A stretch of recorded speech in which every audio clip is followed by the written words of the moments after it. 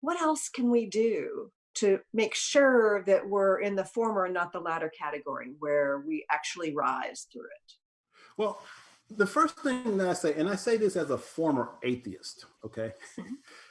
I think it's important to understand and develop an intimacy and a connection with something greater than yourself.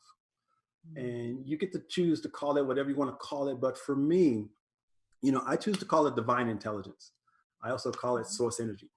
That divine intelligence, which is permeating this entire universe, it's moving and expressing as us. So it Mhm. wasn't until I made that spiritual connection, because there was a time Mhm. in my life, as mentioned, as an atheist, where I thought I could figure everything out in my head. But it wasn't until I connected to something bigger than myself that I came to recognize that, okay,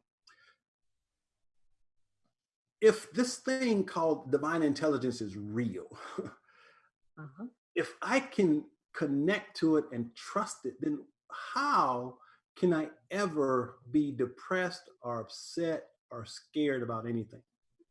Because when Mm. you know something, knowing is the complete absence of doubt.